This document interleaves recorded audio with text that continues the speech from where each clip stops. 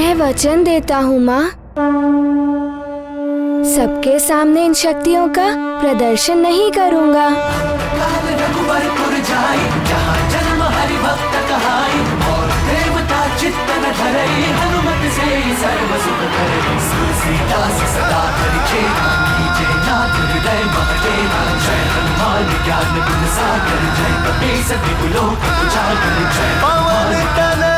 संकट हरण मंगल मूर्ति राम लखन सीता सहित हृदय बसहु सुरभू। एक और अंजना है जो संसार को ज्ञानवान उद्धार करता हनुमान, संकट मोचन हनुमान स्वरूप पुत्र दे रही है। तो दूसरी ओर कैकसी है जो विष स्वरूपा है। वो विषवृत्ति में पूतना और दानवों की मां धनु स्वरूपा है।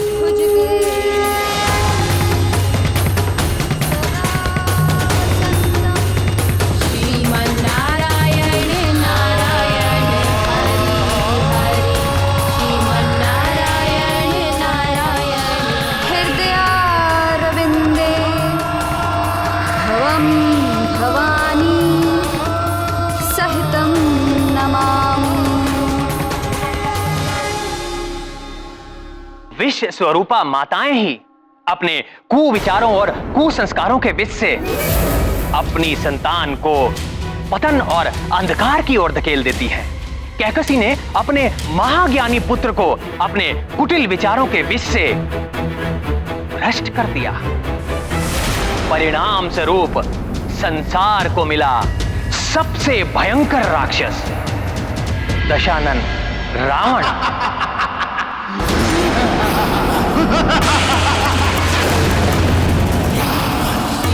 श्रीमन्नारायण नारायण हरि हरि श्रीमन्नारायण। प्रिय कैकसी, तुम्हें नहीं लगता ईश्वर पूजा के लिए जलाए गए दियों से अधिक उजाला तुम्हारे इन आभूषणों की चमक से है इस आश्रम में?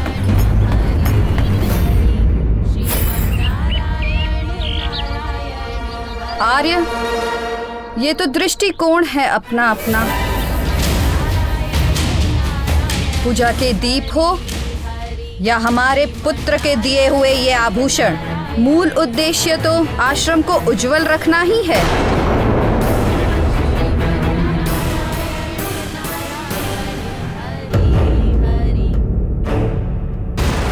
तुम्हारे मंत्रों के स्वर में भक्ति भाव से अधिक राजसी दर्प झलक रहा था। मंत्रों के स्वरों में दर्प तो होगा ही। बादलों के छा जाने से सूर्य की चमक तो कम नहीं हो जाती ना ऋषिवर।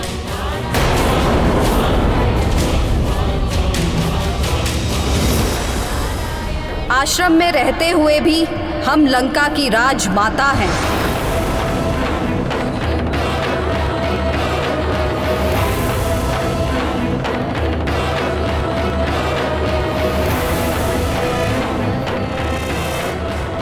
महाबली, महाज्ञानी रावण की माता हैं हम।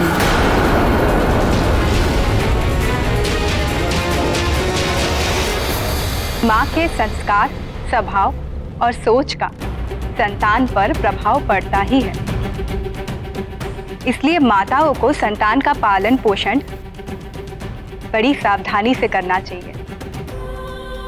उन्हें अच्छी शिक्षा और सुसंस्कार देने चाहिए। अपनी संतान को अपनी कुंठा और दुष्प्रवृत्ति से सदैव दूर रखना चाहिए, जो रावण की मां कैकसी ना कर सकी। प्रणाम आर्य।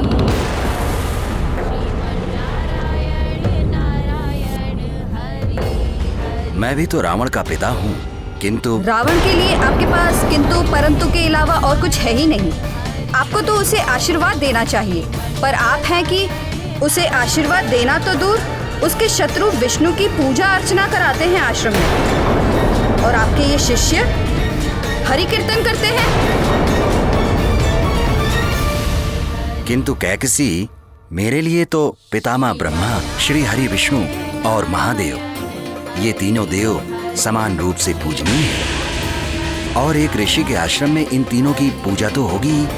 जहां तक मेरे पुत्रों की बात है, तो एक पिता अपने पुत्र को स्वयं से भी अधिक प्रेम करता है। तो स्वामी, चलिए ना लंका।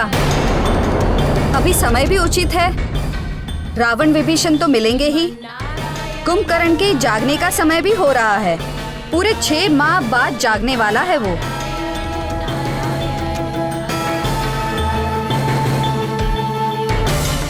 मैं अपने इस अनार्थ प्रदेश के आश्रम में ही ठीक हूँ। मेरे लिए लंका जाने का समय तब आएगा जब रावण अपने बड़े भाई कुबेर को उसकी लंका और पुष्पक विमान सम्मान सहित लौटाएगा और अधर्म का मार्ग त्याग कर धर्म पथ का अनुसरण करेगा। उसे समझाओ, समय परिवर्तित हो रहा है, समय को समझे। समय के विषय में सोचना दुर्बलों का काम होता है। समय तो दास होता है महाबलियों का। और रही बात लंका की, तो लंका तो कभी कुबेर को नहीं मिलेगी। हमारा पुत्र है लंका का अधिपति। शीघ्र ही तीनों लोगों का अधिपति होगा हमारा पुत्र, आपका पुत्र, त्रिलोक स्वामी रावण, ऋषि विश्रवा का पुत्र। मैं रावण का पिता हूं। उसका हर सत्य से सामना कराना मेरा कर्तव्य है। तुम्हारा ये स्वप्न कभी पूर्ण नहीं होगा, क्योंकि जो मैं देख पा रहा हूं वो तुम नहीं देख पा रही हो। नेत्र हम भी खुले रखते हैं आर्य। कैकशी, यदि प्रकाश ना हो तो आंखें अंधे के समान हो जाती हैं, और यदि प्रकाश तीव्र हो तो भी कुछ दिखाई नहीं देता। संसार एक नए युग के आलिंगन को तत्पर है। जाकर बताओ रावण को कि अब भी समय है, संभल जाए, धर्म का मार्ग अपना ले। काल उससे अधिक दूर नहीं है।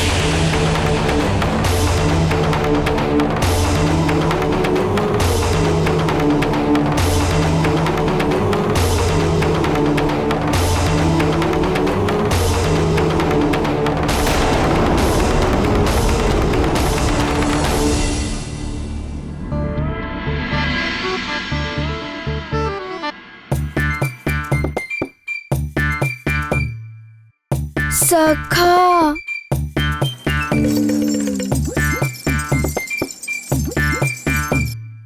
माँ हर दिन कहती हैं कि प्रातः उठते ही स्नान करो, स्वस्थ रहोगे, मन प्रसन्न रहेगा दिन भर। किंतु मैं तो प्रतिदिन करता ही हूँ। कभी कुछ बड़ा करने को मन करता है कि नहीं?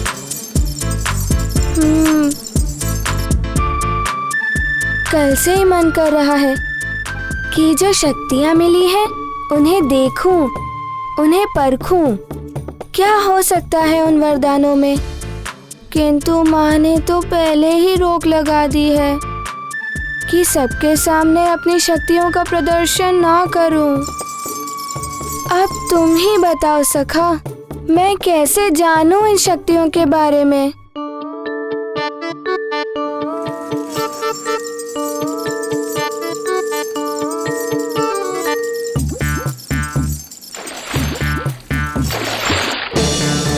क्या कर रहे हो सखा?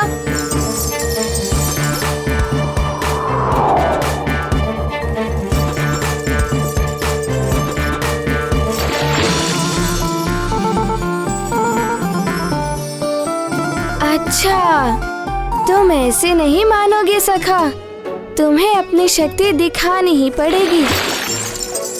सोच लो, अब मैं हनुमान हो गया हूँ, शक्तिशाली हनुमान। दिखाऊं अपनी शक्ति?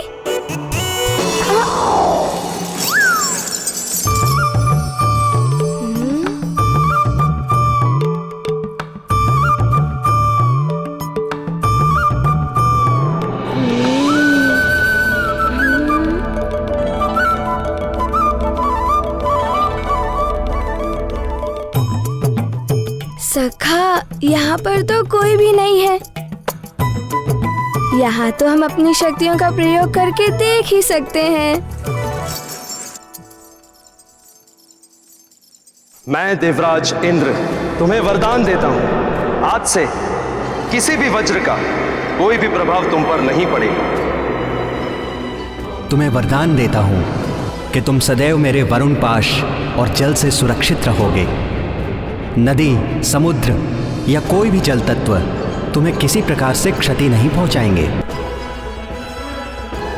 क्या करूं?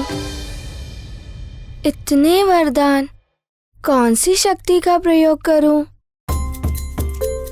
बड़ी ही उलझन है सखा, सोचना पड़ेगा। मैं ब्रह्मा तुम्हें वरदान देता हूं, तुम इच्छाधारी होगे। जब जैसा रूप धारण करना चाहोगे तुम कर सकोगे।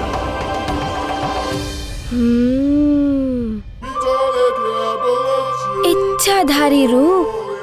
ब्रह्मा जी ने तो बहुत ही अच्छा वरदान दिया है, इसे प्रयोग करने में तो बड़ा ही आनंद आएगा। तो क्या बनूं? क्या बनूं मैं?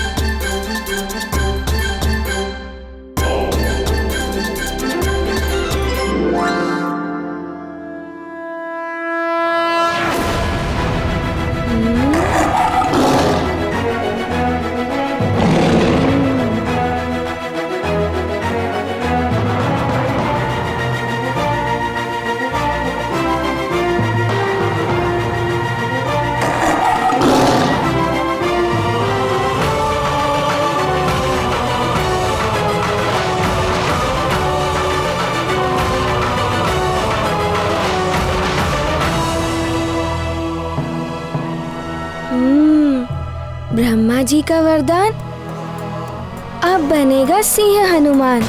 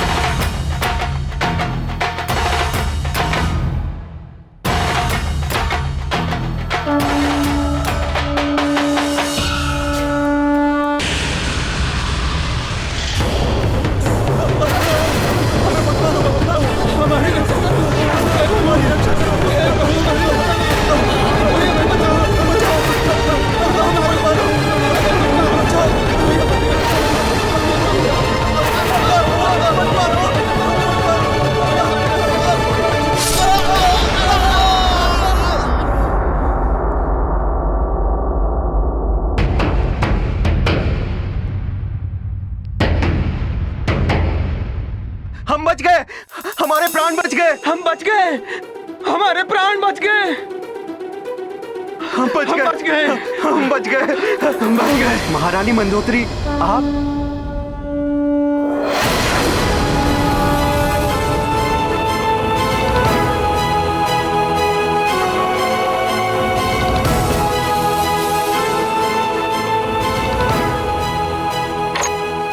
बस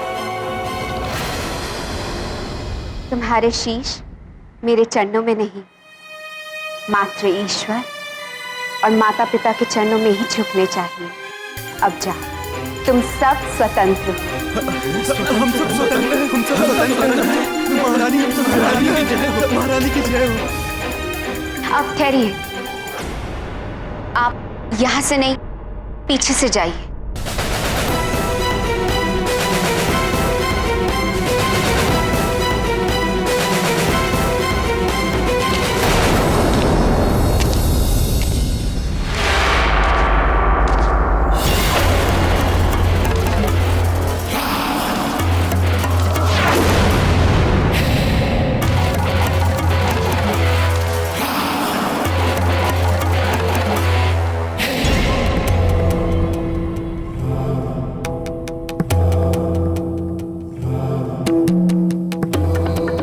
महारानी मंदोदरी, क्यों छोड़ा अपने इन बंदियों को? पूर्णमासी के दिन इनकी बलि चढ़ानी थी हमें। अपने पति को निर्बलों पर अत्याचार और अन्याय करने से रोकना हर पत्नी का धर्म होता है। वही निभा रही हूँ स्वामी। सुन लो महारानी, मुझे तीनों लोकों पर शासन करना है और उसके लिए भय का होना आवश्यक है। भय ही विजय का मार्ग प्रशस्त करता है। उन निर्बलों में भय फैलाकर ही उन्हें जीता जा सकता है। निर्बलों को प्रेम से भी जीता जा सकता है स्वामी।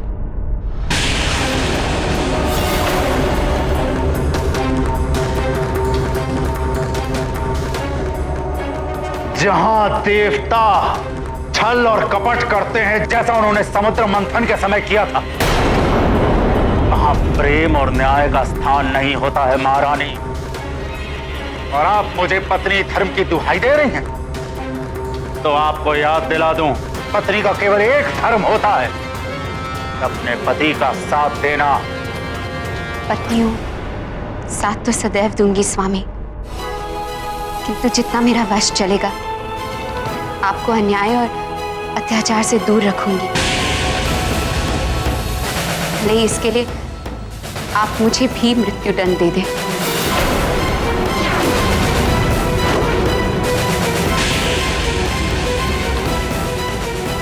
पतिव्रता पत्नी, कैसी पत्नी मिली है मुझे? हाँ? ऐसी पत्नी मिली है मंदोदरी, जिसके महत्व को रावण अपने अहंकार के कारण समझने में असमर्थ है। रावण मंदोदरी का सुहाग है, किंतु पतिव्रता मंदोदरी सौभाग्य है उसका, जिसे वो अपना दुर्भाग्य समझ रहा है। मंदोदरी के पुण्य और तप के कारण ही रावण के पापों का घड़ा नहीं भर रहा था। हां, केवल सहचारिणी ही नहीं, पत्नी सहधर्मिणी भी होती है।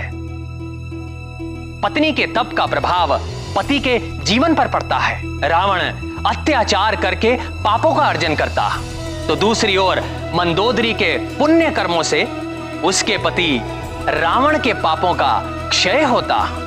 मात्र रावण के साथ ही नहीं है, अपितु संसार के सभी पतियों के साथ भी है। उन्हें ये समझ लेना चाहिए कि पत्नी मात्र पति की अनुगामिनी ही नहीं होती है।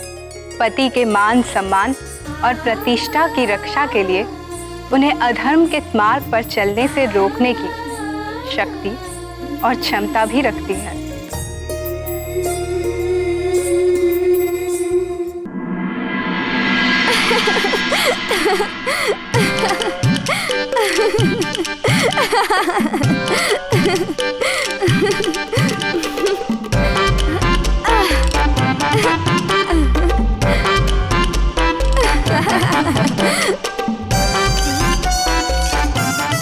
सखा, हम सिंह तो बन गए थे, किंतु सिंह की गर्जना के बिना सिंह ही कैसा?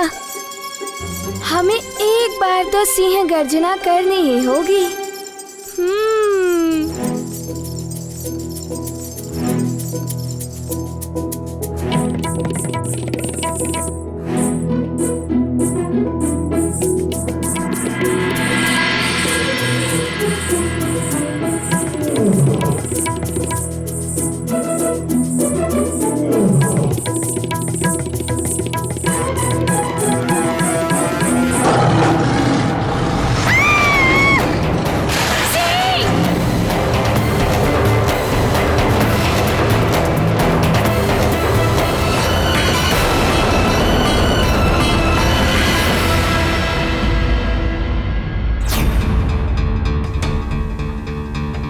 शांत हो जाइए नानी, शांत हो जाइए।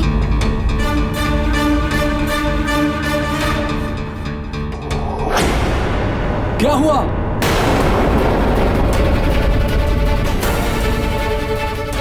ये सिंह की दहाड़ कैसी?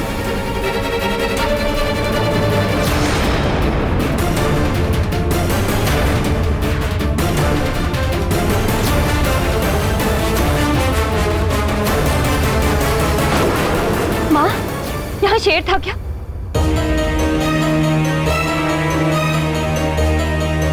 धाड़ की आवाज तो यहीं से आई थी।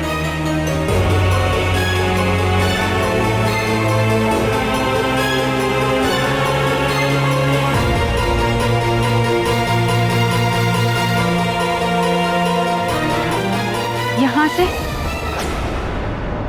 नहीं, यहाँ कोई शेर नहीं था।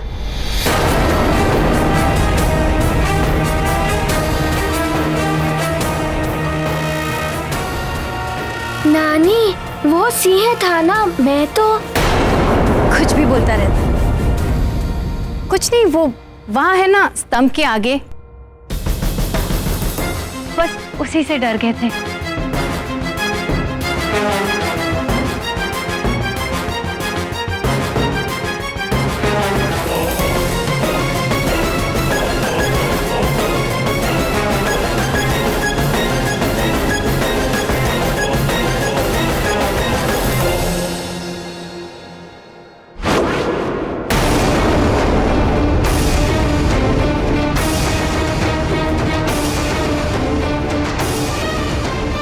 कुछ तो हुआ है जिससे माँ भयभीत हो गई थी।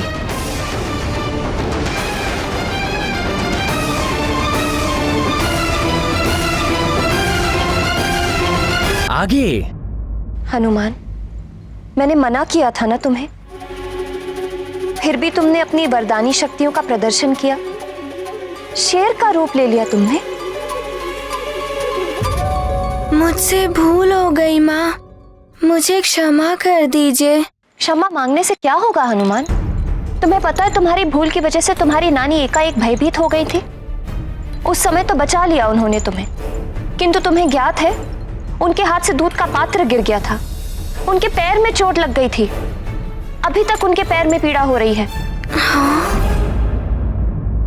क्या नानी माँ?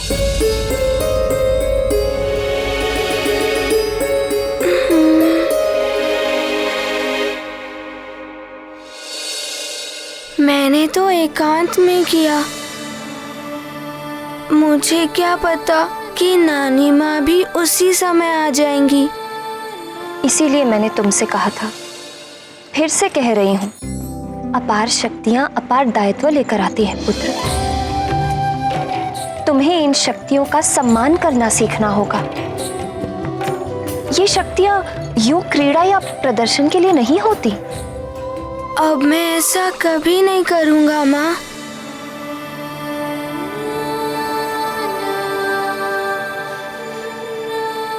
राजमाता की जय, राजमाता की जय, राजमाता की जय, राजमाता की जय, राजमाता की जय, राजमाता की जय, राजमाता की जय, राजमाता की जय, राजमाता की जय।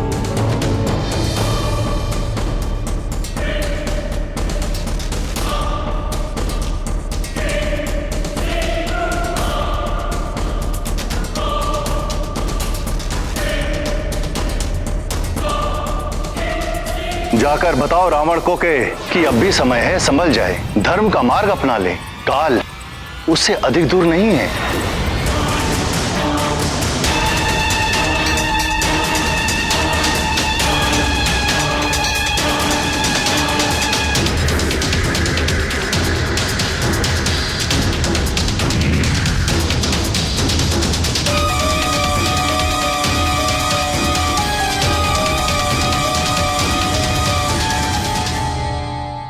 स्वामी जिस समस्या के विषय में बता रहे थे उसका निदान तो होना ही चाहिए, किंतु उसका उचित हल ढूंढने के लिए आवश्यक है सारी सच्चाई को जानना कि वो ऐसा क्यों कह रहे थे।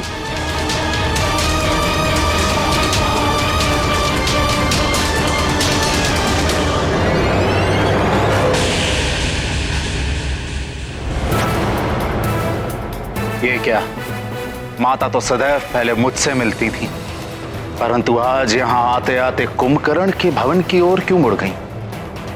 कुछ तो विशेष चल रहा है उनके मन में।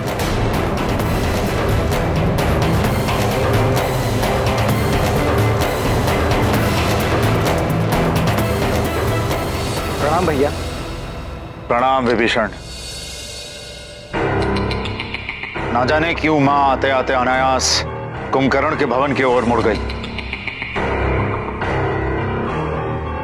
आओ देखते हैं। चलिए। स्मरण है ना, आज हमारे पुत्र कुंभकर्ण के निद्रा से जागने का दिन है। बड़े बड़े हौंदों में पानी भर कर लाओ। ढोल, शंख, तुरही जैसे जितने भी अन्य साधन लगते हैं हमारे पुत्र को जगाने में, उन सब की व्यवस्था करो। अवश्य राजमाता, सारी व्यवस्था हो चुकी है।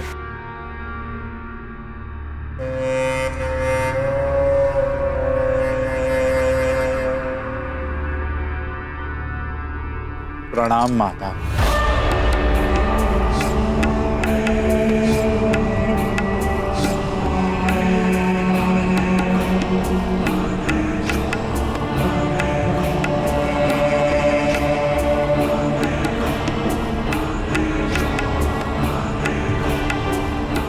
आपके चरणों की धूल को पाकर मैं धन्य हो गया माते। चिरंजीवी भव पुत्र दशग्रीव। वृक्ष कुल के सूर्य हो तुम, तुम्हारी कीर्ति रश्मियां दिग दिगंत तक फैलें। प्रणाम माताश्री।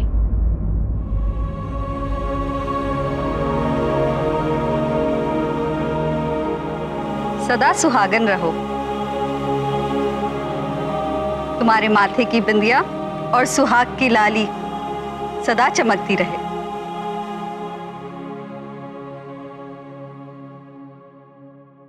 आयुष्मान भव मेरे धर्मज्ञ पुत्र विभीषण। तुम पुण्यतः अपने पिता पर गए हो। अपने बड़े भाई की सदैव पिता समान ही सेवा करना। अवश्य माता। माता, आप मेरे भवन की ओर आते आते अनायास इधर क्यों मुड़ गईं? कदाचित आपको यह तो नहीं लगा कि मैं भूल गया कि आज मेरे भाई कुंभकर्ण के जगने का दिन है?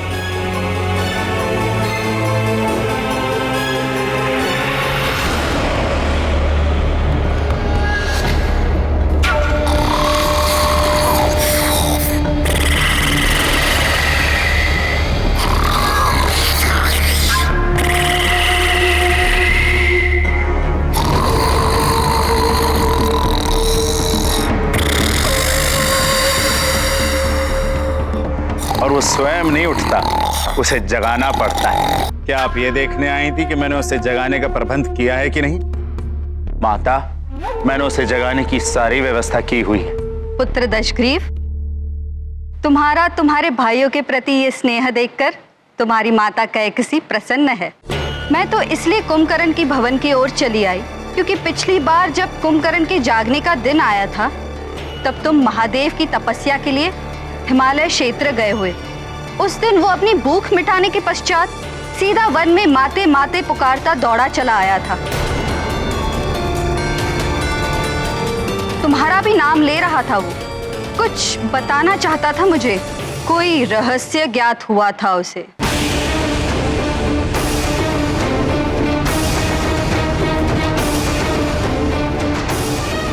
रहस्य? कैसा रहस्य माते? कुछ तो अवश्य था पुत्र। तुम तो जानते हो कुंभकर्ण महाबली है, भय तो स्वयं उससे भयभीत हो जाए, इतनी शक्ति है उसमें। किंतु उस दिन मैंने भी पहली बार उसके मुखड़े पर भय के चिन्ह देखे थे। जब तक वो मुझे कुछ बताता सूर्यास्त हो गया और उसके साथ वो भी गहरी निद्रा में डूब गया।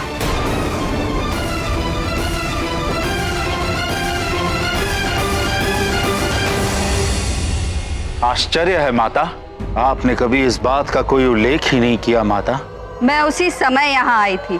मुझे तो सब सामान्य लगा, ऐसा कुछ पता नहीं चला जिससे भय या संकट उत्पन्न हो, इसलिए मैं आश्रम लौट गई।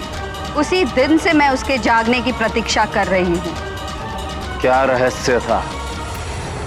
अब वो तो कुंभकर्ण के जागने के पश्चात ही ज्ञात हो पाएगा। और एक माँ ही जानती है कि उसका पुत्र कैसे जागेगा, इसलिए मैं इस ओर आई थी।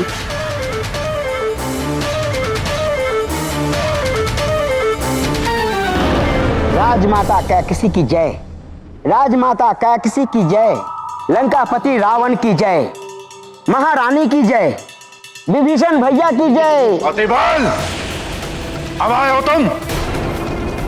कब से भेजा था तुम्हें उस वानर बालक के बारे में पता लगाने के लिए?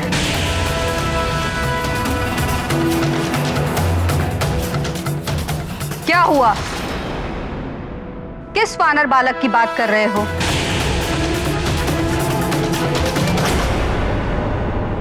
हनुमान, मेरे पुत्र, मैं समझती हूं कि तुम अपनी शक्तियों के बारे में जानना चाहते हो, उन्हें परखना चाहते हो। किंतु पुत्र, ऐसी महान शक्तियों के प्रयोग में तनिक से भी चूक हो जाए तो बड़ा अनर्थ हो जाता है। इसीलिए सावधान रहना आवश्यक है पुत्र।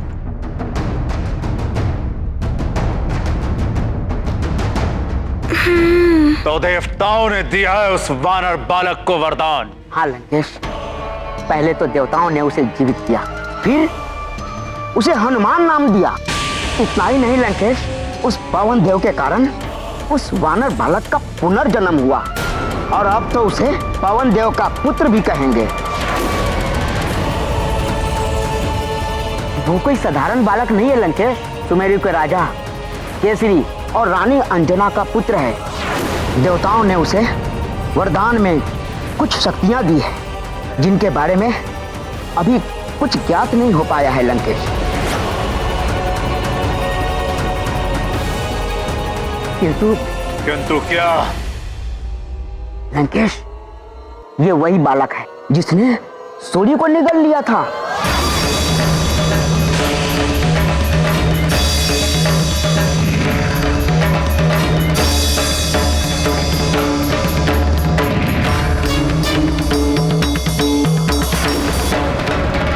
सूर्य को निगल गया एक वानर बालक?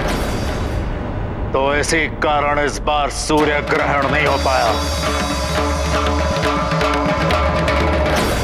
हाँ लंकापति, उसके मार्ग में जो भी ग्रह पड़ा उसकी तीव्र गति से उन ग्रहों की दिशा और दशा सब बदल गई थी। और तो और लंकेश, बुध ग्रह तो अपने पथ से पूरी तरह विचलित हो गया था। सूर्य निगल लिया उसने, ग्रहों की दशा और दिशा भी बदल दी। अब हम उसकी दिशा और दशा बदलेंगे। देवताओं ने उसे पुनर्जन्म दिया, हम उसे पुनर्मृत्यु देंगे।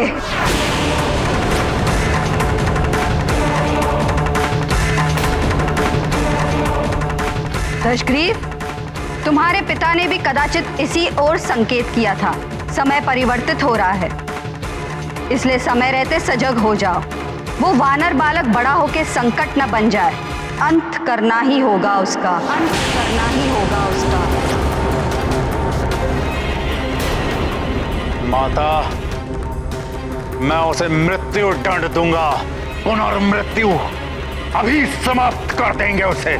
ऐसे नहीं दशग्रीव, राजनीति कहती है यदि शत्रु पर विजय पानी हो तो पहले उसकी शक्तियों को जानो, फिर अपने बल को देखकर आक्रमण करो, कभी पराजय नहीं होगी।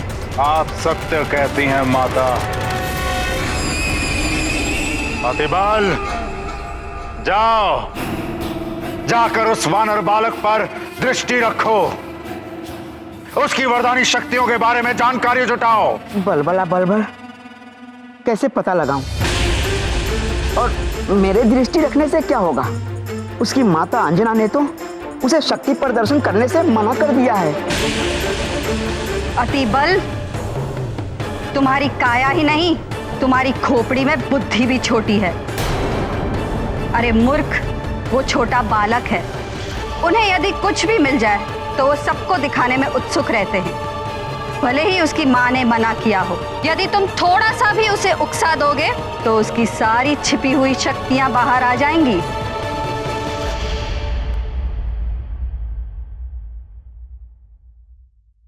हनुमान, ये देखो पुत्र, 2 खूंटियां और ये 2 थाल में श्वेत और लाल मालाएं। अब हम इनके साथ एक खेल खेलते हैं। जब भी तुम कोई उचित या अच्छा कार्य करोगे तो इसमें से एक श्वेत माला इस खूंटी पर लटका दी जाएगी। इसी प्रकार यदि तुमने कुछ अनुचित या बुरा कार्य किया तो एक लाल माला इस खूंटी पर लटका दी जाएगी। किंतु इससे होगा क्या माँ? यदि श्वेत मालाएं अधिक होंगी तो तुम विजयी होगे। अब देखना ये है कि तुम कितनी श्वेत मालाएं प्राप्त कर सकते हो।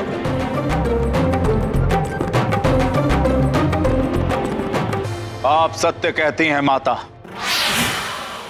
छोटे बालकों को इतनी समझ नहीं होती कि क्या करना चाहिए और क्या नहीं।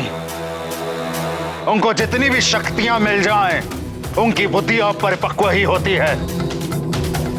इसी का लाभ तुम उठा सकते हो अतिबल। बलबला बलबल। हनुमान, तुम्हें अपनी शक्तियों का उचित प्रयोग करना सीखना होगा और इसके लिए सबसे पहले ध्यान रखना होगा कि अपनी शक्तियों का प्रयोग तभी करना जब सच में उनका प्रयोग करना आवश्यक हो। बालक तो कहीं भी अपनी शक्तियों का उपयोग करने लगते हैं, बस उन्हें उकसाने की आवश्यकता है। अतिबल, उस वानर बालक को उकसाओ, उसकी शक्तियों का पता लगाओ, फिर मैं दशानन रावण स्वयं उसका अंत करूंगा।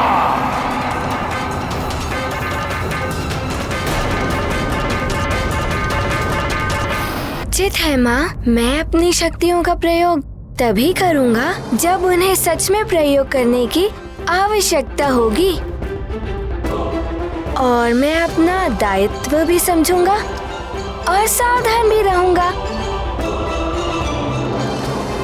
अब तो मैं आपका अच्छा पुत्र हूँ ना माँ?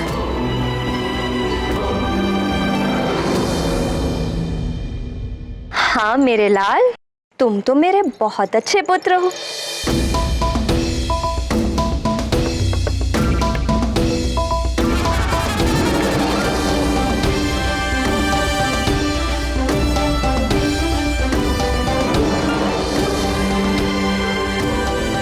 माँ, मैं आपका अच्छा पुत्र हूँ ना, इसीलिए मैं अधिक से अधिक श्वेत मालाएं प्राप्त करके दिखाऊंगा।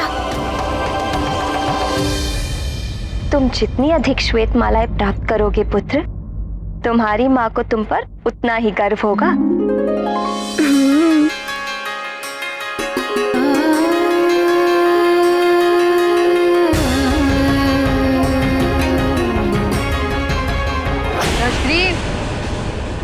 मुझे गर्व है तुम पर। मैं जानती हूँ उस बालक को कितनी भी शक्तियां दे दे ये कपटी देव, उसका अंत तुम ही करोगे।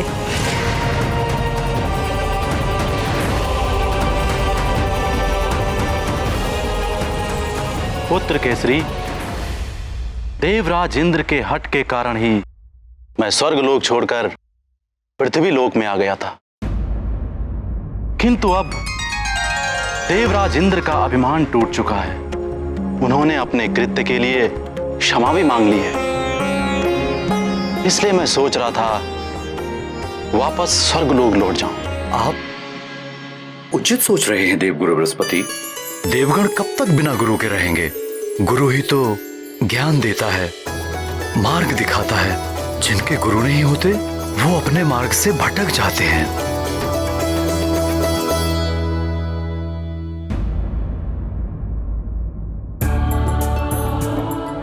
प्रणाम देवगुरु।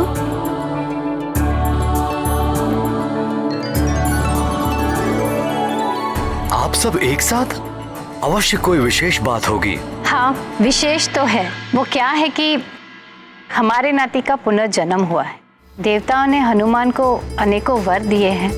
इसीलिए मैं चाहती थी कि एक हवन का आयोजन किया जाए, जिसके द्वारा हम देवताओं को धन्यवाद भी दे देंगे, साथ ही ग्रह शांति भी हो जाएगी।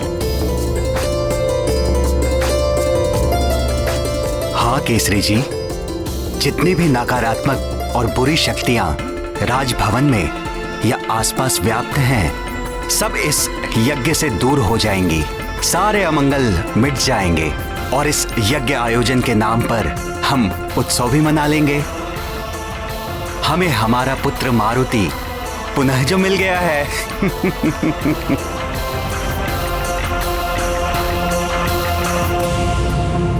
तात, माता, आपका परामर्श तो अति उत्तम है।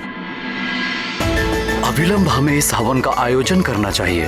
हाँ, और महोत्सव भी।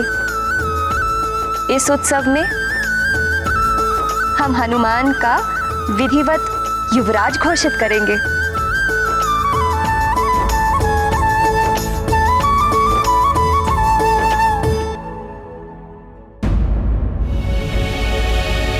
उत्सव और यज्ञ तो हम करेंगे ही, किंतु अंजना, उसके युवराज पद की घोषणा का आयोजन हम कभी और कर लेंगे।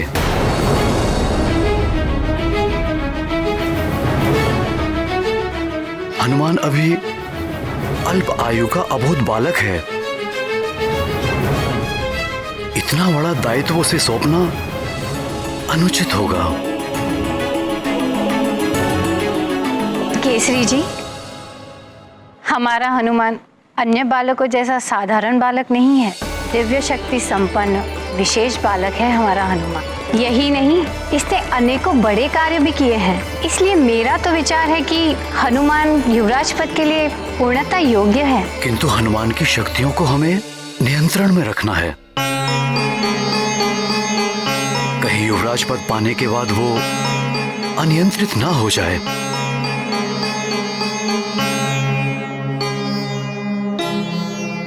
सिंह की शक्ति को यदि नियंत्रित करके रखा जाए तो वो अपनी शक्तियों को भूल जाता है और एक साधारण सा पशु बनकर रह जाता है।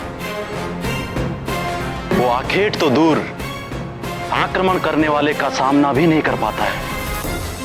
कहीं ऐसा ना हो कि हनुमान भी इसी प्रकार कुंठित होकर न रह जाए।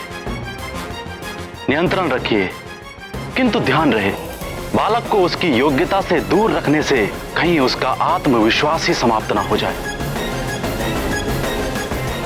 पितामह सत्य कह रहे हैं। हमें नियंत्रण रखने के साथ साथ प्रोत्साहन भी करना चाहिए हनुमान का। इसे इसके दायित्वों का आभास कराना चाहिए। इसे अपनी शक्तियों को उचित प्रयोग करने योग्य बनाना है हमें।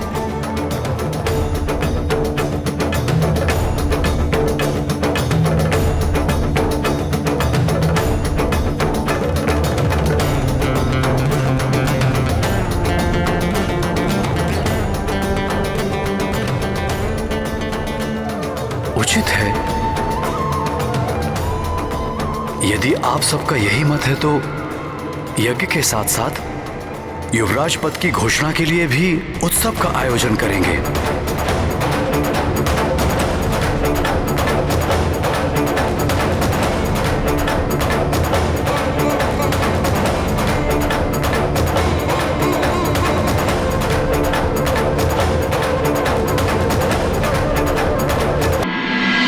अरे वाह, उत्सव! तब तो बड़ा ही आनंद आएगा। मधुर पकवान बनेंगे, नए नए वस्त्र मिलेंगे और भी बहुत सारी वस्तुएं मिलेंगी।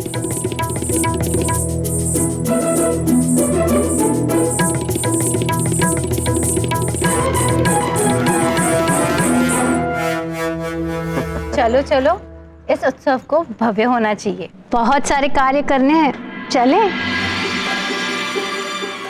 हाँ हाँ, हनुमान को भी बहुत सारे कार्य करने हैं।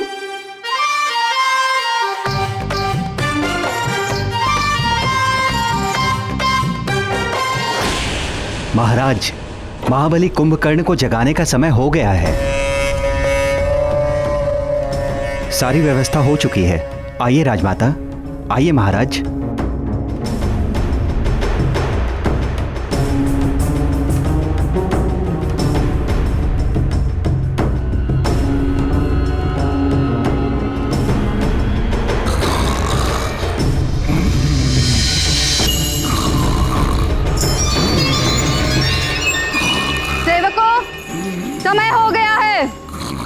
को जगाने की प्रक्रिया आरंभ करो।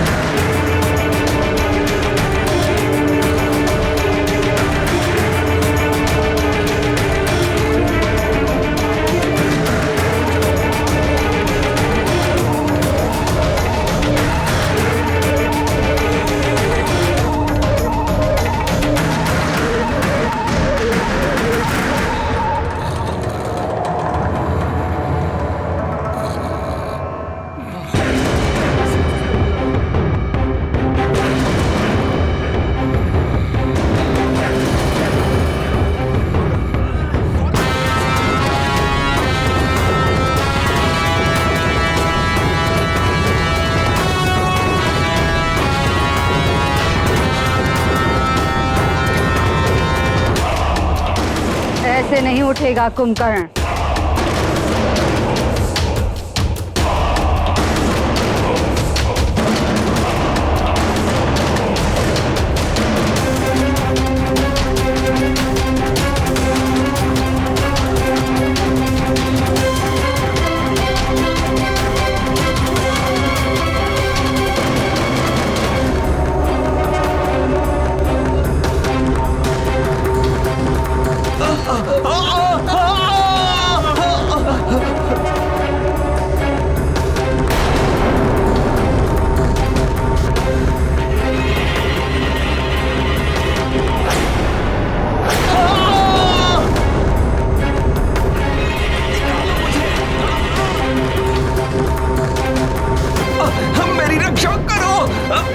इस तरह तो सेवक और सेविकाएं तो मृत्यु के मुख में चले जाएंगे।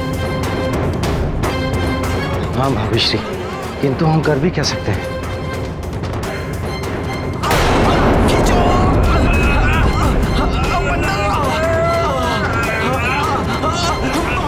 भैया, कुंभकर्ण की विशाल काया के समक्ष सब विवश है।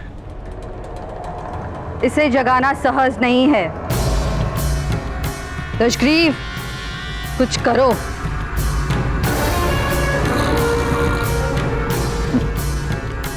एक उपाय है माता।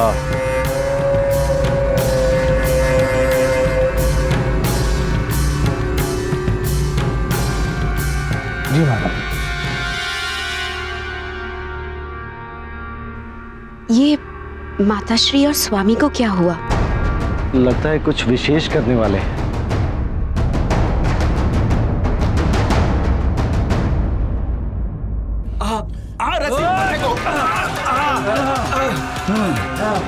खींचो खींचो खींचो खींचो।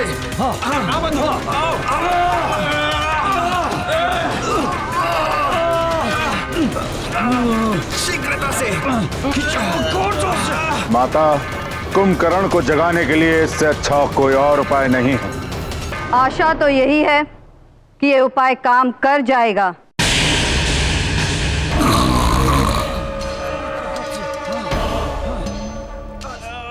लगता है अब ये जाग जाएगा।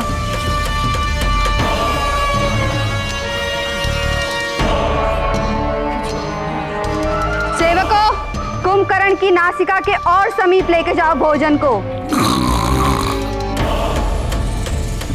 जैसे ही इसकी भूख जागेगी, ये भी जाग जाएगा।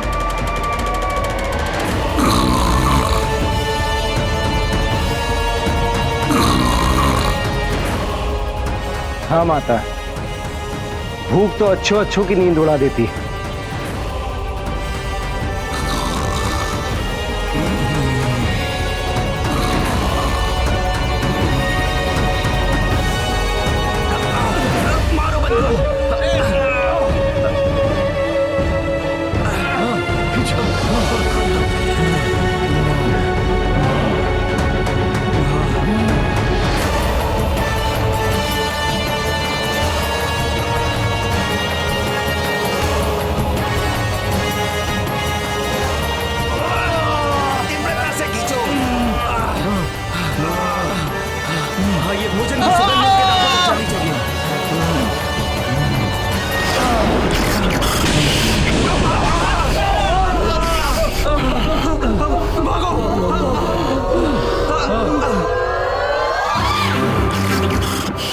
कुंभकर्ण, मेरा पुत्र।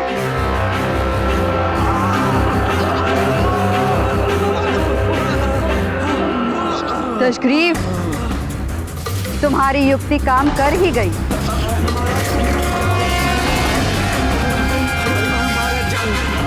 मेरा भाई कुंभकर्ण जाग गया।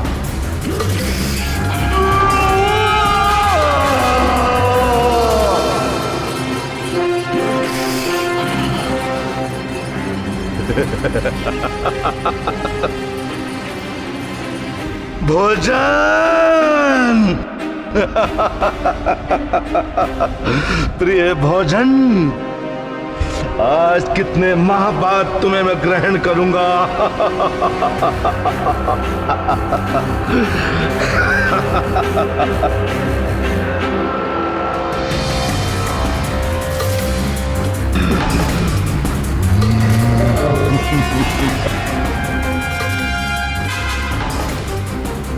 भोजन के पश्चात हम ये जान जाएंगे कि वो कौन सा रहस्य था जिसके कारण ये भयभीत था।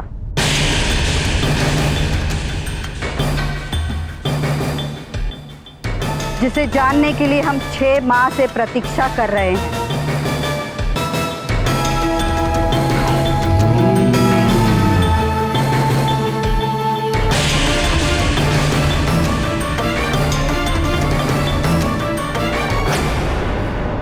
माते,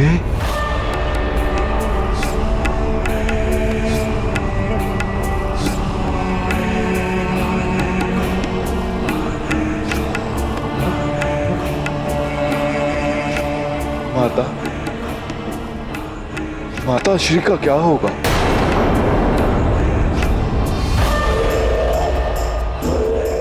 भ्राता दशनन, भ्राता दशनन, आपको कहीं क्या हुआ कुंभकर्ण? शांत हो जाओ पुत्र, शांत। माते, भैया का क्या होगा?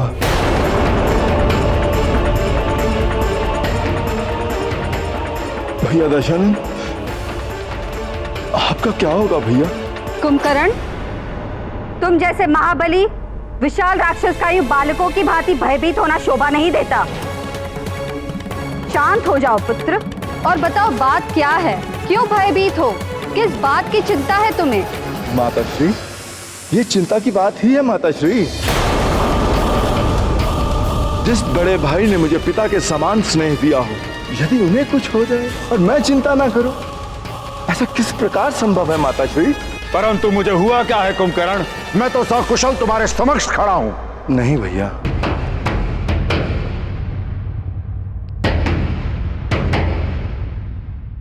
वो क्या है कि मैं आपको बताता हूं बड़े भैया। पिछली बार 6 माह पूर्व जब मैं जागा था, तब आप तो थे नहीं बड़े भैया। तब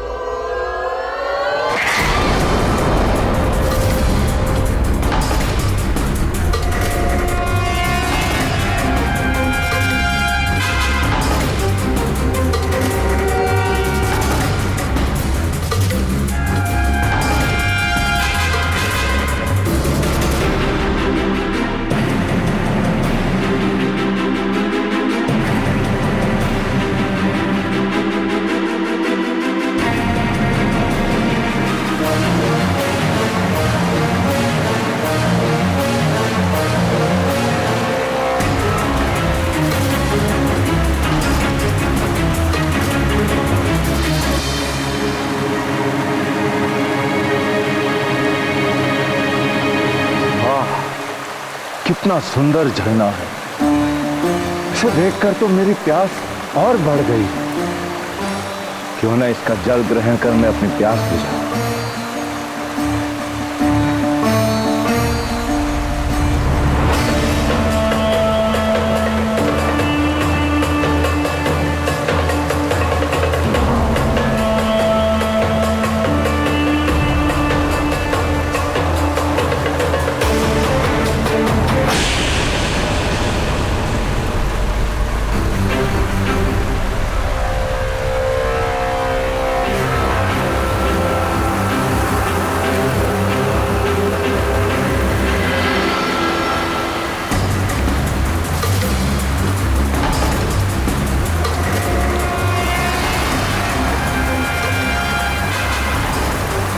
नारायण नारायण।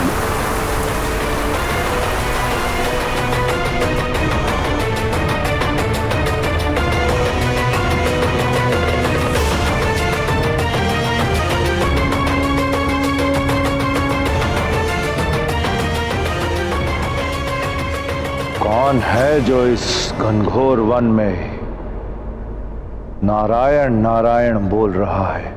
कुंभकर्ण।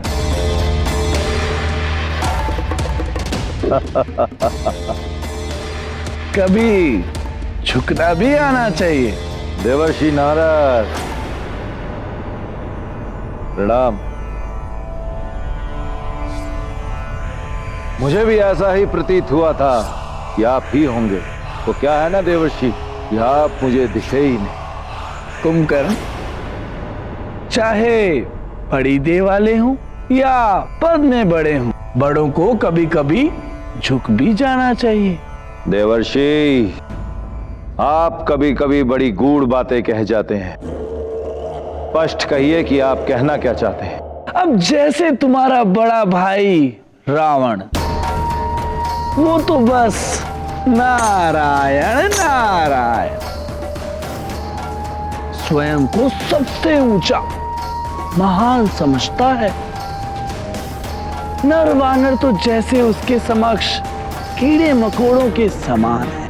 देवर्षि, आप बात को गोल गोल घुमा रहे हैं। साफ साफ कहिए कि आप भ्राता श्री रावण के बारे में क्या कहना चाहते हैं। नारायण नारायण। विष्णुदेव ने नर अवतार धारण किया है। उनका जन्म हो चुका है रावण का वध करने के लिए।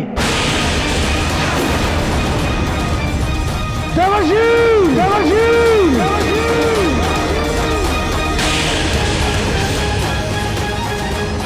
ये क्या कह रहे हैं आप? कहां लिया है विष्णु ने अवतार? बताइए मुझे। नारायण नारायण।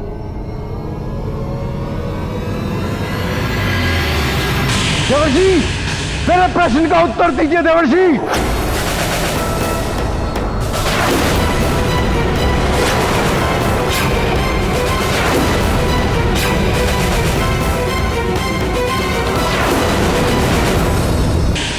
ये क्या कह रहे हो कुंभकर्ण?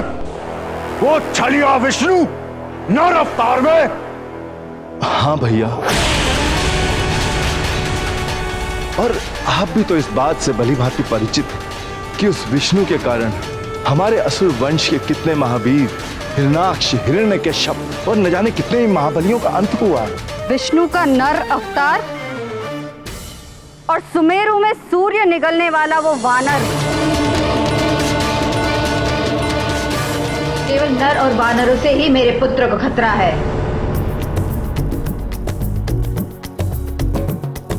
पत्ते पदतल कुचले चरपर चपर, चल की ले सुनिए छप छप छपर। यह जंगल जीवन जगमग जगर, जंगल जीवन जगमग जगर, जंगल जीवन जगमग जगर, जंगल जीवन जगमग जगर।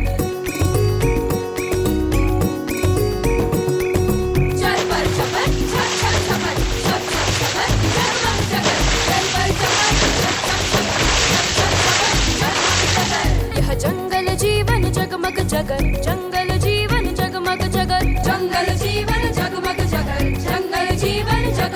जगत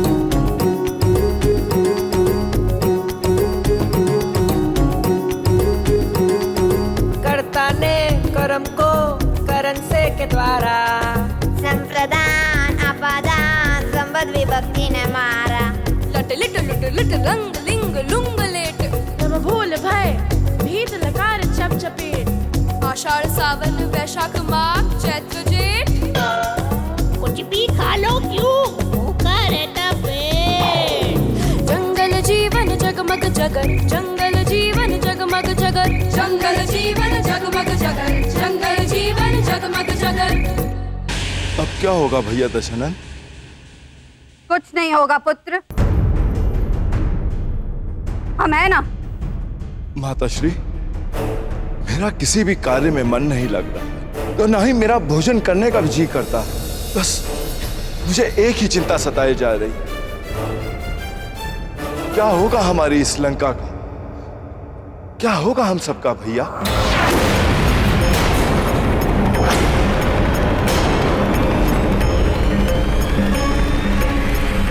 कुछ तो कहिए। कुंभकर्ण, ये धुर्त देवता कितना भी छल कपट कर ले, कोई भी अवतार धारण कर ले, किंतु हमारे पुत्र रावण का ये कुछ भी अहित नहीं कर सकते। किंतु माताश्री, स्वयं देव ऋषि नारद मुनि ने आकर चेतावनी दी है, समय रहते हमें संभल जाना चाहिए। वो नारद भी तो कम धूर्त नहीं है, इधर की उधर लगाता फिरता है। 6 माह हो चुके हैं उस नारायण को अवतार लिए हुए और मुझे कोई सूचना नहीं। मेरे गुप्तचर कहां सो रहे हैं?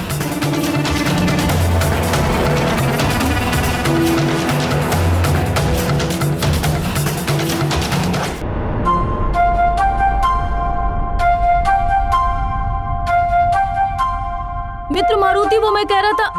हाँ?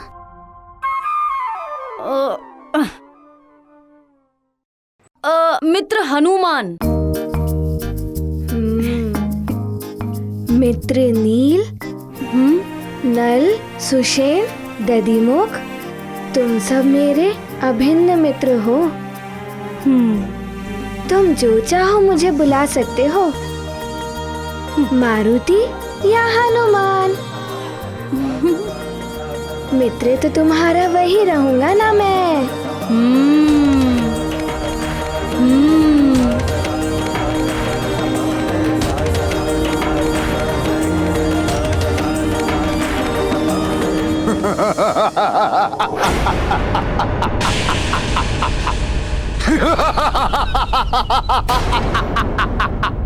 ये भैया को क्या हो गया? इतना गंभीर विषय है, फिर भी हंस रहे हैं।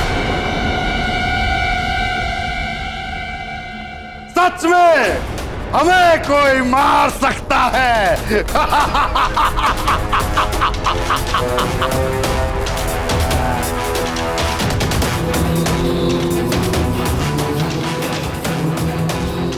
रावण है हम, अहम ब्रह्मास्मि, हमारा तनिक सा भी कोई अहित नहीं कर सकता।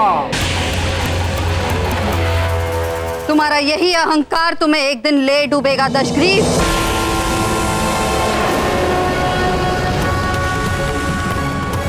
शक्तिशाली होने का अर्थ ये नहीं होता कि तुम सावधान न रहो। एक विशाल वृक्ष को भी छोटा सा दीमक खोखला कर देता है और एक दिन वही विशाल वृक्ष धाराशाही हो जाता है। राक्षस कुल के उत्थान के लिए मैंने क्या क्या नहीं किया। मैं चाहती तो किसी भी राजा से विवाह करके महलों का सुख भोग सकती थी। वन में आश्रम बनाकर रहने वाले वृद्ध ऋषि से विवाह किया। किंतु माता, पिताश्री ऋषि विश्वरा से आपने विवाह तो स्वेच्छा से किया। रक्ष कुल के कल्याण के लिए ये विवाह आवश्यक था विभीषण, जिससे कि मेरी संतान ब्रह्मर्षि विश्रवा के कारण ब्रह्म ज्ञान से संपन्न हो और हमारे रक्षवंश के कारण उसमें राक्षसों की असीम शक्ति हो। असीम शक्ति के साथ जो महाज्ञानी होगा वही समस्त संसार पर राज कर सकेगा। किंतु न जाने क्यों मेरा ये स्वप्न मेरी संतानें पूरा कर भी पाएंगी या नहीं।